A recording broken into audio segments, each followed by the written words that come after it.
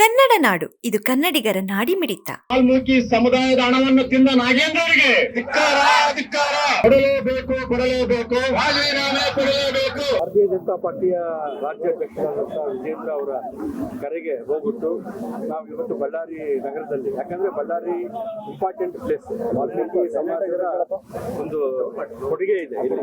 ಹಾಗಾಗಿ ಇವತ್ತು ವಾಲ್ಮೀಕಿ ಅಭಿವೃದ್ಧಿ ನಿಗಮದ ಹಣ ಏನು ದುರುಪಯೋಗ ಆಗಿದೆನೋ ಅದನ್ನ ಸದನದಲ್ಲಿ ಸಿದ್ದರಾಮಯ್ಯ ಸಾರೇ ಒಪ್ಕೊಂಡಿದ್ದಾರೆ. ಇಲ್ಲ 187 ಕೋಟಿ ಅಲ್ಲ, ಅದು 83 ಕೋಟಿ ಅಂತೇಳಿ ಅವರೇ ಒಪ್ಕೊಂಡಿದ್ದಾರೆ. ಹಾಗಾಗಿ ಅಲ್ಲಿ ಒಪ್ಕೊಂಡು ಕೂಡ ಒಬ್ಬ ಮುಖ್ಯಮಂತ್ರಿ ಒಪ್ಕೊಂಡು ಸದನದಲ್ಲಿ ರೆಕಾರ್ಡ್ಗೆಲ್ಲ ಹೋಗಿರ್ತದೆ ಅದು. ಆದ್ರೂ ಕೂಡ ಈಗ ಸಚಿವರನ್ನ ತಗೊಂಡು ಅದೇ ಸಚಿವರಿಗೆ ಸ್ಥಾನಮಾನ ಕೊಟ್ಟು ಇದು ಮಾಡ್ತಾ ಇದ್ರೆ ಸರ್ಕಾರ ಬಹಳ ದೊಡ್ಡ ತಪ್ಪು ಮಾಡಿದೆ ಅಂತ ನಮಗೆ ಅನಿಸ್ತಾ ಇದೆ.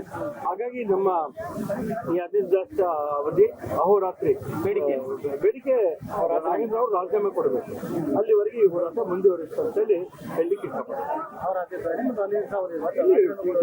ಎಲ್ಲ ಜಿಲ್ಲಾ ಕೇಂದ್ರಗಳಲ್ಲಿ, ತಾಲೂಕಾ ಕೇಂದ್ರಗಳಲ್ಲೆಲ್ಲ ಕರ್ನಾಟಕದಾದ್ಯಂತ ಇದೊಂದು ನಡೀತಾ ಇದೆ ನಮ್ಮ ಅನಿರ್ದಿಷ್ಟ ಅವಧಿ ಹೋರಾಟ. ಹಾಗಾಗಿ ಈ ಹೋರಾಟ ಮುಂದುವರಿಸುತ್ತೆ. ನಾವು ಓನ್ಲಿ ಆರೋಪಿ ಅಲ್ಲ ಅನ್ನೋ ರೀತಿಯಲ್ಲಿ ಅವ್ರು ಹೇಳ್ತಾರೆ. ಸಿದ್ದರಾಮಯ್ಯ ಒಪ್ಕೊಂಡಿದ್ ಮತ್ತೆ ಯಾಕೆ ಕೂಡ ಸಾಕಷ್ಟು ಜನರ ಮೇಲೆ ಭ್ರಷ್ಟಾಚಾರದ ಆರೋಪಗಳಿದಾವೆ. ಬಹಳ ಜನ ಜೈಲ್ ಮೇಲೆ ಹೊರಗಡೆ ಇದಾರ. ನಾಳೆ ಅವ್ರಿಗೂ ಕೂಡ ಸಚಿವ ಸ್ಥಾನ ಕೊಡದೇ ಇರೋ ನಿಟ್ಟಿನಲ್ಲಿ ಇರ್ತಾರ ಅನ್ನುವಂಥದ್ದು ಅವ್ರ ಪ್ರಶ್ನೆ ಇದೆ.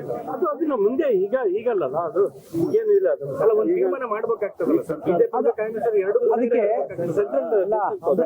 ಕೇಂದ್ರದಲ್ಲಿ 36% ಸಚಿವರುಗಳಲ್ಲಿ ಎಲ್ಲ ಕ್ರಿಮಿನಲ್ ಮೇಜರ್ ಈನಸ್ ಅಫೆನ್ಸ್ ಅಲ್ಲಿ ಇದ್ದಾರೆ. ರಾಜ್ಯದಲ್ಲೂ ಇದ್ದಾರೆ, ವಿರೋಧ ಪಕ್ಷ ನಾಯಕರಿಂದ ಹಿಡಿದು ಎಲ್ಲರೂ ಇದ್ದಾರೆ. ನಮ್ಮ ಬಳ್ಳಾರಿ ಮೂಲದವರು ಅವರು ಇದ್ದಾರೆ.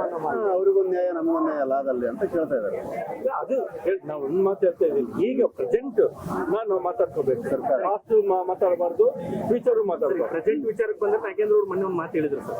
ಕೇಂದ್ರದಲ್ಲಿರ್ತಕ್ಕಂಥ ಬಿಜೆಪಿ ಭ್ರಷ್ಟಾಚಾರ ಆರೋಪದಲ್ಲಿರ್ತಕ್ಕಂಥ ಸಚಿವರು ರಾಜೀನಾಮೆ ಕೊಡಿಸ್ಲಿ, ನಾನು ಕೂಡ ರಾಜೀನಾಮೆ ಕೊಡ್ತೇನೆ ಅನ್ನುವಂತ ಸವಾಲು. ಅಲ್ಲಿ ಏನು ಭ್ರಷ್ಟಾಚಾರ ಆಗಿದೆ, ಬಹಳ ಜನ ಇದ್ದಾರೆ. ಬೇಲ್ ಮೇಲೆ ಚುಕ್ಕ ಕೂಡ ಇಲ್ಲ. ಕೇಂದ್ರ ಸಚಿವರ ಮೇಲೆ ಆರೋಪಗಳಿದ್ದಾವೆ. ಬೇಲ್ ಮೇಲೆ ಅದು ನನಗೆ ಗೊತ್ತಿಲ್ಲ. ನಮಗಿಲ್ಲಿ ನಮ್ಮ ಹೋರಾಟ ಏನು ಅಂತಂದ್ರೆ, ನಮ್ಮ ವಾಲ್ಮೀಕಿ ಜನಾಂಗಕ್ಕೆ ಅನ್ಯಾಯ ಆಗಿದೆ, ಎಸ್ ಟಿ ಸಮುದಾಯಕ್ಕೆ ಅನ್ಯಾಯ ಆಗಿದೆ. ಸ್ಕಾಲರ್ಶಿಪ್ಸ್ ಆಗ್ಲಿ, ಹಾಸ್ಟೆಲ್ಗಳಾಗ್ಲಿ ಎಷ್ಟು ತೊಂದರೆಗಳು ಫೇಸ್ ಮಾಡ್ತಾ ಇದ್ದಾರೆ. ಹಾಗಾಗಿ ನಾವು ಈಗ ರಾಯಚೂರು ದೇವದುರ್ಗದಿಂದ ಬಳ್ಳಾರಿಗೆ ಪಾದಯಾತ್ರೆ ಒಂದು ಪ್ರಪೋಸಲ್ ಇದೆ. ಎಲ್ಲಿ ಮಠ ಬಂದಿದೆ ಸರ್? ಅದು 24 ನಾಳೆ ನಾಡ್ದಲ್ಲಿ ಗೊತ್ತಾಗ್ತಾ ಇಲ್ಲ. ನಾಳೆ ನಾಡ್ದೊಳಗೆ ಕಾಮನ್ ಸರ್ ಬರ್ತಾ ಇದ್ದಾರೆ. ಈಗ ಅವ್ರು ಬಂದ್ರೆ ಅಂದ್ರೆ ಅದು ಕೆಲವು ವಾಲ್ಮೀಕಿ ನಾಯಕರೇ, ಬಿಜೆಪಿ ವಾಲ್ಮೀಕಿ ನಾಯಕರೇ ಸಪೋರ್ಟ್ ಮಾಡ್ತಾ ಇಲ್ಲ. ಎಲ್ಲರೂ ಮಾಡ್ತಾರೆ, 100% ಅವರೆಲ್ಲ 7% ಸಲುವಾಗಿ ಮಾಡ್ತಾರೆ. ಇದು ವಾಲ್ಮೀಕಿ ಹಗರಣದ ಬಗ್ಗೆ ಕೂಡ ಮಾಡ್ತಾರೆ.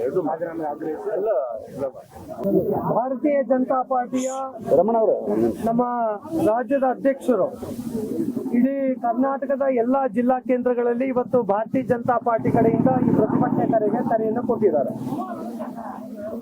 ಮಾನ್ಯ ಕರ್ನಾಟಕದ ಮುಖ್ಯಮಂತ್ರಿಗಳ ಕ್ಯಾಬಿನೆಟ್ ಅಲ್ಲಿ ಅನೇಕ ಜನ ಯಾರ್ಯಾರು ಭ್ರಷ್ಟಾಚಾರದಲ್ಲಿದ್ದಾರೆ ಆ ಎಲ್ಲ ಸಚಿವರನ್ನ ಕೈ ಬಿಡಬೇಕು ಮತ್ತು ಇಲ್ಲಿನ 187 ಕೋಟಿಯ ವಾಲ್ಮೀಕಿ ಹಗರಣದಲ್ಲಿ ಏನು ಅವ್ಯವಹಾರ ನಡೆದಿದೆ ಸಚಿವರನ್ನ ಕೈ ಬಿಡಬೇಕು ಅಂತ ಹೇಳಿ ಆಗ್ರಹವನ್ನು ವ್ಯಕ್ತಪಡಿಸಿ ಇವತ್ತು ಭಾರತೀಯ ಜನತಾ ಪಾರ್ಟಿಯ ಜಿಲ್ಲಾ ಘಟಕ ಇವತ್ತು ಪ್ರತಿಭಟನೆಗೆ ಕೂತಿದ್ದೀವಿ. ಹಾಗಾಗಿ ಮಾನ್ಯ ಮುಖ್ಯಮಂತ್ರಿಗಳು ಈ ರೀತಿಯ ಭ್ರಷ್ಟಾಚಾರದಲ್ಲಿ ತೊಡಗಿಸಿಕೊಂಡಿರುವಂತ ಸಚಿವರನ್ನ ಕೈ ಬಿಡಬೇಕು ಅಂತ ಹೇಳಿ ನಾವು ಮಾನ್ಯ ಮುಖ್ಯಮಂತ್ರಿಗಳಿಗೆ ಅಹೋರಾತ್ರಿ ಧರಣಿಗೆ ಕರೆಯನ್ನ ಕೊಟ್ಟಿದ್ದಾರೆ ರಾಜ್ಯಾಧ್ಯಕ್ಷರು. ಹಾಗೆ ಬಳ್ಳಾರಿಯಲ್ಲಿ ಕೂಡ ಇವತ್ತು ಜಿಲ್ಲಾಧಿಕಾರಿಗಳ ಕಚೇರಿ ಮುಂದೆ ನಾವೆಲ್ಲರೂ ಕೂಡ ಧರಣಿ ಕೂತಿದ್ದೀವಿ.